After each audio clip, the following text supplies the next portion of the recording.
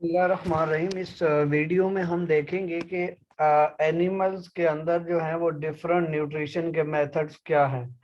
तो सबसे पहली बात कि एनिमल जो हैं जैसे जैसे वो उनके अंदर वो मल्टी सेलुलर होते हैं, सेल्स की तादाद बढ़ती है, तो वो एनिमल जो है इंडिविजुअल सेल अपने एनवायरनमेंट के साथ एज सच कांटेक्ट नहीं कर पाता।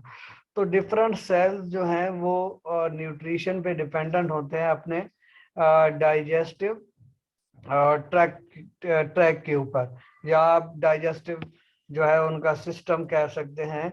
तो वो जो एनिमल्स हैं वो अपने डाइजेस्टिव सिस्टम से फूड को क्या करते हैं, वो एब्जॉर्ब करते हैं, या इलेक्ट्रोलाइट वगैरह हैं, वाटर वगैरह हैं, तो वो वहां से यूज करते हैं।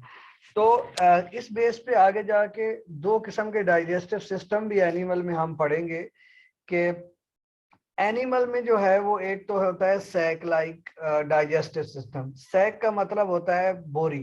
तो बोरी आप जो भी देखें तो बोरी एक साइड से खुली होती है, दूसरी साइड से बंद होती है।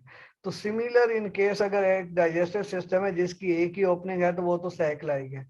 लेकिन अगर एक डाइजेस्टिव सिस्टम ऐसा है कि उसके वो ट्यूब लाइक है, मीन दोनों साइड से ना वो ओपन है, तो इस तरह का डाइजेस्टिव सिस्टम हमारे अंदर भी है। तो मिसाल के तौर पे हमारा जो डाइजेस्टिव सिस्टम है वो एक माउथ से शुरू होकर एनस तक एंड होता है, तो ये एक ट्यूब लाइक है, ठीक है। लेकिन अगर अब हम हाइड्रा जो कि इनवर्टिब्रेट है उसकी बात करेंगे तो वहां पे जो डाइजेस्टिव सिस्टम होगा वो ट्यूब लाइक नहीं बल्कि सैक लाइक होगा। उसमें एक ही ओपनिंग है कि फूड वहीं उसी ओपनिंग से बॉडी में जाएगा और उसी ओपनिंग से बॉडी से बाहर जाएगा। तो डाइजेस्टिव ट्रैक्ट में फूड डाइजेस्ट होगा, वाटर, इलेक्ट्रोलाइट या जो भी न्यूट्रिएंट्स हैं वो एब्जॉर्ब हो जाएंगे। अब जहां तक न्यूट्रिशन की बात है तो एनिमल में जो है वो न्यूट्रिशन वो बहुत ही डाइवर्स है, मीन बहुत ज्यादा वैरायटी है as compared to plant. Plant में हम लास्ट टाइम एक जो सेप्रोफाइटिक न्यूट्रिशन है उसकी भी बात करते हैं कि प्लांट खुद कोई डिकम्पोजर नहीं है, क्योंकि लेकिन प्लांट के साथ जो है वो मौजूद बैक्टीरिया हैं वो सेप्रोफिटिक न्यूट्रिशन करते हैं और जिससे प्लांट को फायदा होता है। तो इस वजह से वो सेप्रोफिटिक न्यूट्रिशन भी प्लांट के अंदर आई थी। तो डेट्रिटिवोर्स जो है इनकी हम बात करेंगे और इसकी जो एग्जाम्पल है वो है अर्थवर्म। अर्थवर्म जिसे आप केंचुआ भी कहते हैं, इसको आप अगर देखें तो ये मिट्टी के अंदर रहता है, खासतौर पे जो गीली जमीन होती है वहां पे रहता है।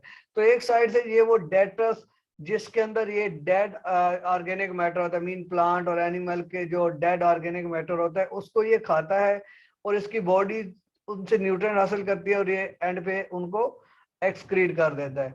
अब एक तो ये जमीन की जरखेजी में इजाफा करता है, दूसरा ये कि ये डेट्रिटस जिसको हम कहते हैं कि ऑर्गेनिक डेब्रीज हैं कि डिकम्पोजिंग प्लांट और एनिमल की, तो इस वजह से इसे क्या कहते हैं, डेट्रिटिवोर, डेट्रिटस पे फीड करने वाले। अब जब ये अगर आप इसको कभी आपने ऑब्जर्व किया हो तो ये जब भी इस सॉइल में ग्रो करेगा, सॉइल में जब भी ये रह रहा होगा तो ये ऑर्गेनिक मैटर को डाइजेस्ट करेगा, या उसके साथ कुछ छोटी बहुत वेजिटेशन है, वेजिटेशन मीन कोई पत्ते वगैरह हैं तो उनको भी वो डाइजेस्ट करेगा, एज अ फूड यूज करेगा। और during burrowing activity, burrowing activity से मुराद है जब वो जमीन के अंदर बिल बना रहा होता है या जमीन के अंदर घुस रहा होता है। ये देखें, ये यहाँ पे क्लियरली विजिबल है, ये एक अर्थवर्म। तो अर्थवर्म जो है ये इस तरह डेड ऑर्गेनिक मैटर पे फीड करेगा और इससे जमीन की फर्टिलिटी भी बढ़ेगी। तो और ये एक इनवर्टिब्रेट है। हर्बीवोर जो ऑर्गेनिजम्स हैं, ये हर्बीवोर वो ऑर्गेनिजम्स हैं प्लांट जो एनिमल्स हैं जो प्लांट के ऊपर फीड करते हैं। नॉर्मली हर्ब का मतलब जड़ी बूटियां भी होता है, तो यहाँ जो प्लांट पे फीड करने वाले एनिमल हैं उनको हर्बीवोर्स कहा जाता है। तो इनमें जो कैटेगरीज हैं उनमें एक तो इंसेक्ट्स, कीड़े मकोड़े भी इस कैटेगरी में आते हैं, रेप्टाइल, बर्ड्स और मैमल्स ये भी मेजॉरिटी केसेस में क्या है, हर्बीवोर हैं। अब हर्बीवोर के जो एनिमल्स हैं वो दो इंपॉर्टेंट ग्रुप्स हैं, एक को रोडेंट्स कहते हैं और दूसरे को अंगुलेट्स। अब रोडेंट्स और अंगुलेट्स में क्या फर्क है? रोडेंट्स जैसा कि ये चूहा और उसकी कैटेगरी के गुलैरी वगैरह उसकी कैटेगरी के जो ऑर्गेनिज्म हैं जो चीजों को कुतर कुतर के खाते हैं, और अंगुलेट्स वो हैं जिनके हुफ होते हैं, जिन खुर वाले जानदार, मिसाल के तौर पर बकरी है या भैंस है, या उसके साथ बकरी, भैंस, गाय, घोड़ा, ये जितने भी जानदार हैं इनमें जो है इनके पांव मॉडिफाइड होती हैं तो फार्म हुफ, तो ये अंगुलेट्स हैं। अब इनमें जो है वो यही हुफ वालों की बात हो रही है कि कैटल, शीप वगैरह। और हर्बीवोर में जो है प्री मोलर्स और मोलर्स जो होते हैं उनमें लार्ज ग्राइंडिंग सरफेस एरिया होता है। याद रखें, प्री मोलर और मोलर का भी हम फिगर वाइज भी फर्क देखेंगे। ये जो अकल दाढ़ जिसे हम कहते हैं वो है प्री मोलर, सॉरी मोलर्स होती हैं अकल दाढ़, और प्री मोलर जो होती हैं जो मोलर से पहले होती हैं। तो आपको पता है कि इन जानदारों ने ज्यादातर जुगाली करनी होती है, मीन उनको घास वगैरह को ग्राइंड करना होता है, तो इनके ये वाला जो दांत है वो ज्यादा मजबूत होते हैं और इनका सरफेस एरिया भी ज्यादा होता है। और इनके जो इंसाइजर्स और प्रीमोलर्स के दरमियान जो गैप है वो ज्यादा होता है। अब इंसाइजर्स और प्रीमोलर्स के क्या है इनका भी हम आगे फिगर में देखते हैं, ठीक है। अब केनाइन जो दांत हैं वो मिसिंग होते हैं किसमें, जो जुगाली करने वाले और चरने वाले जानदार हैं, मिसाल के तौर पे डियर हो गई, हिरनी, शीप। तो इनमें क्या होता है कि ऊपर वाले जो है वो इंसाइजरी नहीं होते, ठीक है, और केनाइन्स भी इनमें नहीं होते। अब केनाइन क्या है, इंसाइजर क्या है, प्रीमोलर्स क्या है, ये भी हम देख लेते हैं। तो सबसे पहली बात ये है कि ये जो मोलर है ये अकल दाढ़ है, उससे पहले जो दांत आते हैं वो प्रीमोलर है, फिर वो केनाइन है, और उसके बाद जो है वो इंसाइजर है। जो हमारे सामने ये दांत नजर आते हैं ये इंसाइजर है, और इंसाइजर के साथ क्या होता है, केनाइन। केनाइन जो है ये इंतहाई नोकीले दांत होते हैं। मिसाल के तौर पे अगर हम केनाइन की बात करें आगे जाके, तो ये आपको टाइगर के केनाइन जहाँ पे आप देख सकते हैं, तो ये आगे दोबारा आएगा भी सही, कि जो टाइगर चूंकि कार्निवोर है तो इसमें जो केनाइन है ये बहुत ही विजिबल होते हैं कि प्रे को पकड़ने के लिए या प्रे को जो है वो किल करने के लिए या उसको चीरने फाड़ने के लिए ये केनाइन की जरूरत होगी। लेकिन क्योंकि हर्बीवोर जो है वो सिंपल वो ग्रास वगैरह पे फीड करते हैं, तो उनके मोलर्स और प्री मोलर जो है ना इनका सरफेस एरिया ज्यादा होता है, और इनके अंदर क्या होता है कि केनाइन तो टोटली होते ही नहीं है, केनाइन नहीं होते, और इंसाइजर जो है वो ऊपर वाले वो भी क्या होते हैं, वो भी मिसिंग होते हैं। अब हम इसी बेस पे आगे जाके देखते हैं कि एनिमल जो ऐसे ऑर्गेनिज्म जो दूसरे एनिमल्स पे फीड करते हैं वो कार्निवोर कहलाते हैं, मीन हम इन्हें दूसरे अल्फाज में गोश्तखोर ऑर्गेनिजम्स भी कह सकते हैं। तो इनके जो अभी मैंने फिगर में दिखाया है कि इनके केनाइन जो है कि वो या तो प्रे को कैच करने के लिए या उसको चीरने फाड़ने के लिए, टीयर करने के लिए इस्तेमाल होंगे, तो वो बहुत ही ज्यादा क्या होते हैं कि इस चीज के लिए अडाप्टेशन है। लाजिम बात है क्योंकि इन्होंने कौन सा ये जुगाली तो नहीं करते, तो इन्होंने चीर फाड़ के खा ही जाना है, तो लिहाजा चीरने फाड़ने वाले दांत जिनको हम किनाइन कहते हैं वो इनमें ज्यादा एक्टिव है।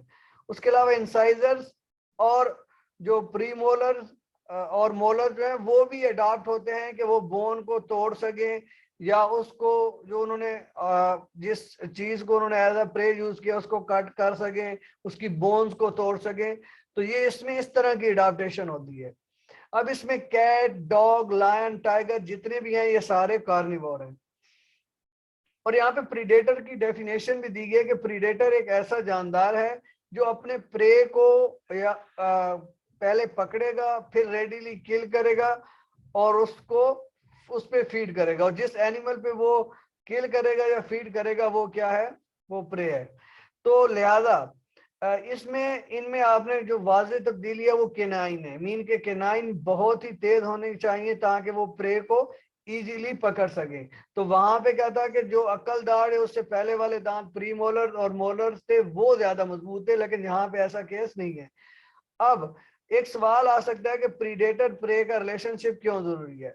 प्रीडेटर प्रे का रिलेशनशिप जरूरी है कि इकोसिस्टम में स्टेबिलिटी रहे।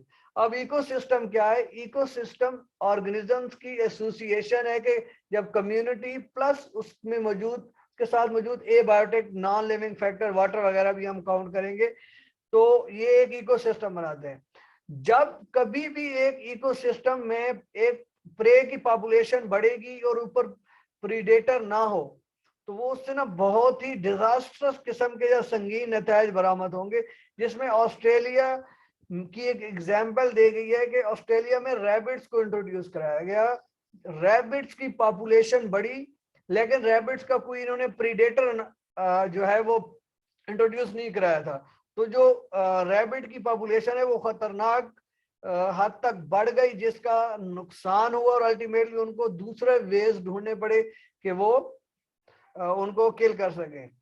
तो ये प्रीवियसली आपने वीडियोस में भी देखा होगा कि इवन एक दफा ऑस्ट्रेलिया में ऊंटों को किल किया गया था, कि जो जंगली ऊंट थे उनको जो है वो इसी तरह फायरिंग करके हेलीकॉप्टर्स के थ्रू किल किया गया था, कि उनकी पॉपुलेशन बहुत ज्यादा हो गई थी जो डेंजरस वे में इंक्रीज कर रहे थे। तो ये बहुत ही इंटरेस्टिंग वाकया है जो ऑस्ट्रेलिया में रैबिट्स की इंट्रोडक्शन का है। अब ओमनीवोर वो ऑर्गेनिजम्स हैं जो एट अ टाइम कार्निवोर भी हैं और हर्बीवोर भी हैं। मीन प्लांट पे भी फीड करेंगे और एनिमल पे भी फीड करेंगे। मिसाल के तौर पे इसमें मैन सरेफेरिस्ट है, पिग्स भी आ जाएंगे, बियर भी, फॉक्स इसमें आता है, रैट और क्रोज भी आते हैं।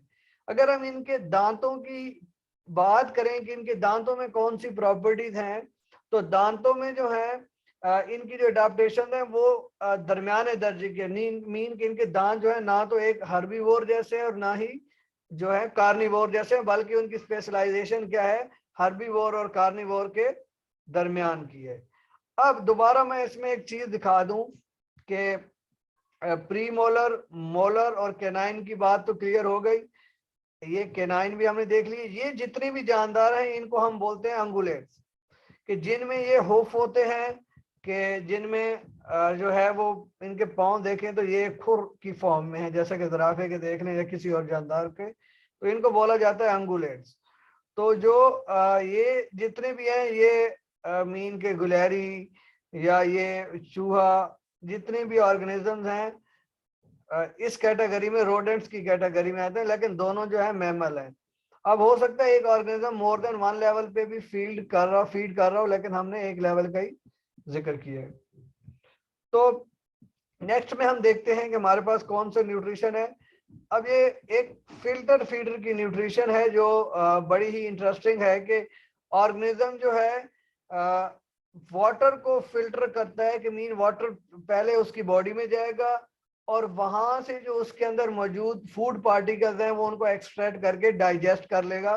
तो ये एक किस्म की फिल्टर फीडर की न्यूट्रिशन है। अब यहाँ पे एक ऑर्गेनिज्म है मसल। मसल ऑर्गेनिज्म स्पेशलाइज्ड है फिल्टर फीडर में, इसकी एग्जांपल है कैसे। अब इसमें दो बड़े बड़े गिल्स होते हैं और हर गिल के ऊपर सिलिया होते हैं। याद रखें सिलिया जहां भी है या तो वो अपनी मूवमेंट के थ्रू किसी चीज को बॉडी की तरफ लेके जाएंगे, या लोकोमोशन में जैसा कि पैरामीशियम वगैरह में हमने पढ़ा था। तो सिलिया की वजह से जो है वो वाटर इनकी बॉडी में आएगा।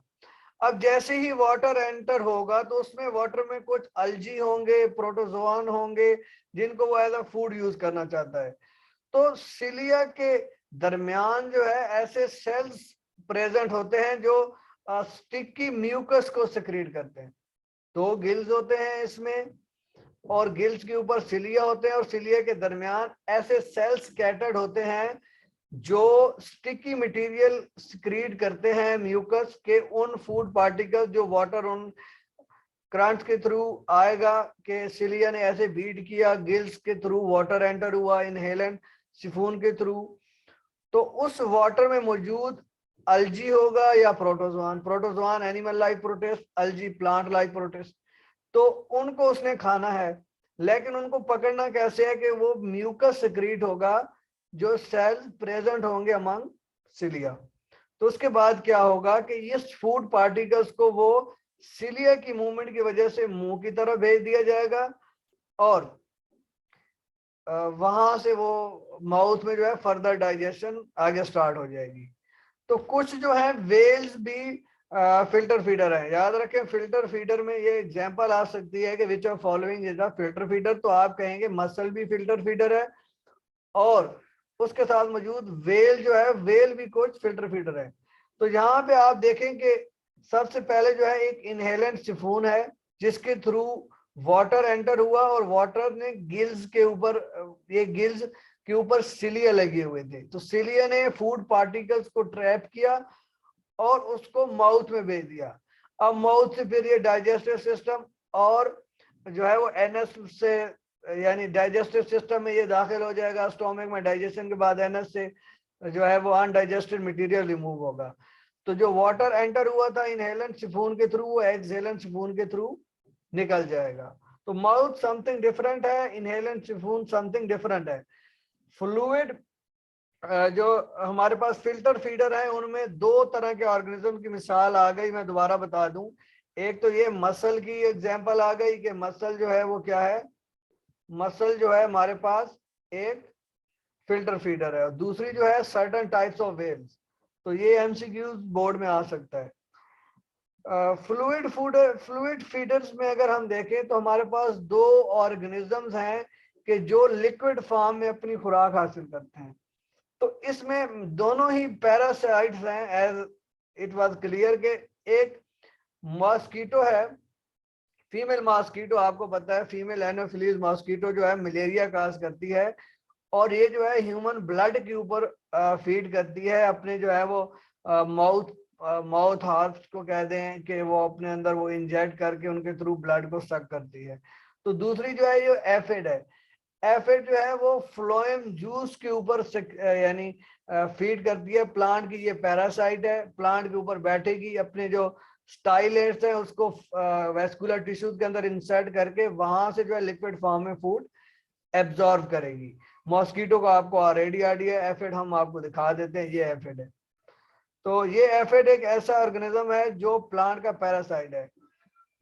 तो आपने ये भी पढ़ा था कि एफिड जो है वो किस तरह हम एफिड को इसको बायोलॉजिकल कंट्रोल में भी आपने पढ़ा था कि हम कैसे कंट्रोल कर सकते हैं फर्स्ट चैप्टर में।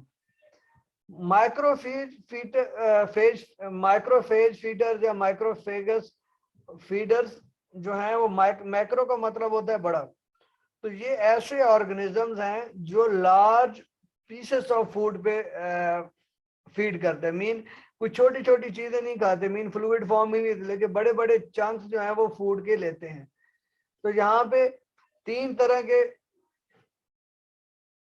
ऑर्गेनिजम्स हैं जो इसमें दिखाए गए हैं कि जिनमें जो है वो मैक्रोफेजस फीडर होती है। तो सबसे पहले जो है टेस्टिक्यूलर फीडिंग, सॉरी टेंटिक्यूलर फीडिंग या टेंटिकल्स बेस्ड फीडिंग, तो ये आगे भी आएगा। तो हाइड्रा एक ऐसा ऑर्गेनिज्म है जिसमें टेंटिकल्स होते हैं। तो टेंटिकल्स के थ्रू जो है वो फूड पार्टिकल को पहले पैरालाइज किया जाता है, फिर वो हाइड्रा की बॉडी कैविटी में जाके डाइजेस्ट होता है। तो टेंटिक्यूलर फीडिंग हाइड्रा के अंदर है, जिसको हम अगले डिटेल में भी देखेंगे। तो एक है स्क्रैप टाइप ऑफ फीडिंग। तो ये जो है नॉर्मल गार्डन में मौजूद स्नेल जो है वो स्क्रैपिंग के थ्रू फीड करता है। इसमें जुबान की तरह का एक ऑर्गन होता है जिसे हम कहते हैं कि रेड्यूला।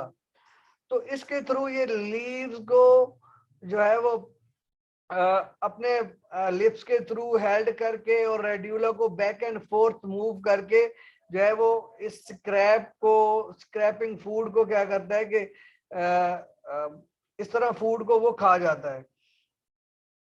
तो ये हम यहाँ पे इसकी बात करेंगे। उसके अलावा लार्ज पार्टिकल की टाइप में जो फीडिंग है वो सीजिंग और स्वेलिंग टाइप ऑफ फीडिंग भी है। तो ये एमसीक्यूज भी या बोर्ड में शॉर्ट क्वेश्चन भी आ सकते हैं कि कौन सी तीन कैटेगरीज शामिल है दिस मैक्रोफेगस फीडर में। तो स्क्रैप टाइप ऑफ फीडिंग है, या टेंटिकल्स बेस्ड फीडिंग है जिसे टेंटिक्यूलर फीडिंग कहते हैं, या सीजिंग एंड स्वेलिंग। सीज का मतलब होता है पकड़ना और स्वेलिंग का मतलब होता है खाना या हजम करना। तो डॉग फिश एक फिश है, उसमें ये seizing and swallowing type of feeding होती है। नेक्स्ट है कि पैरासिटिक टाइप ऑफ फीडिंग। तो पैरासिटिक टाइप ऑफ फीडिंग आपको पता है कि पैरासाइट जो है वो एक ऑर्गेनिज्म है दो फूड और शेल्टर के लिए अपने होस्ट पे डिपेंडेंट है। ये अब या तो पैरासाइट जो है होस्ट के ऊपर भी रह सकते हैं जिससे हम एक्टोपैरासाइट कहते हैं, या वो अपने होस्ट के अंदर भी रह सकता है, जिसको हम एंडोपैरासाइट कहते हैं। और पैरासाइट जो बॉडी के अंदर रहे वो एंडोपैरासाइट है। और इस कैटेगरी में कि जो पैरासाइट टोटली डिपेंडेंट हो अपने होस्ट पे और होस्ट के बगैर ना रह सके, तो वो पैरासाइट ओब्लिगेट पैरासाइट है। जैसा कि हम वायरसेस को कहते हैं कि ये ओब्लिगेट इंट्रासेलुलर पैरासाइट है, मीन ये अपने होस्ट के बगैर जिंदा ही नहीं रह सकते और होस्ट के सेल के अंदर रहते हैं। तो लेकिन जो फैकल्टेटिव पैरासाइट है वो होस्ट के बगैर भी रह सकता है, तो ये डिफरेंट है। Obligate parasite lives all the time with the parasite, with the host, but facultative parasite is capable of living without host. तो इसमें डिफरेंट कैटेगरीज आ जाएंगी, जिसमें एक फ्ली है, लाइस है। फ्ली को पिसू भी बोला जाता है। लाइस जो जुएं हैं, ये जो है हमारी बालों में या परों में रहती हैं, परिंदों के, बर्ड्स के या किसी भी एनिमल के, वहां से ये ब्लड सक करती हैं, तो ये एक्टोपैरासाइट है। और टिक्स और माइट्स भी जो है वो एक्टोपैरासाइट है in non human animal, in non human mammals. ठीक है। और यहाँ पे देखें एफिड जो है यहाँ पे दोबारा आ गया है, हमने उसको जो है फ्लूइड फीडर में भी किया है और यहाँ पे भी एफिड दोबारा आ गया है।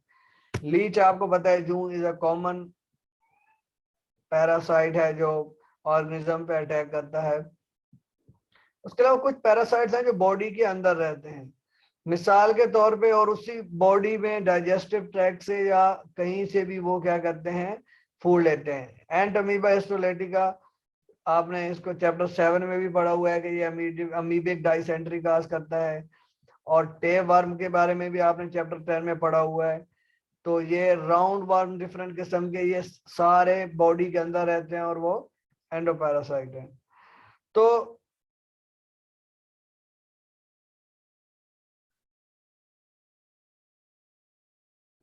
जो होस्ट है वो जो है वो पैरासाइट की वजह से जो है वो अफेक्ट हो सकता है, होस्ट में डिफरेंट बीमारियां भी पैदा हो सकती हैं। तो ये लाइन भी है कि in certain cases the host में बी वीकेंड। तो होस्ट कैसे वीक हो सकता है कि वो पैरासाइट जो है वो कोई ऐसे कंपाउंड सिक्रीट करेंगे जिससे होस्ट का अपना मेटाबॉलिज्म या अपना भी सिस्टम जो है वो डिस्टर्ब हो जाए।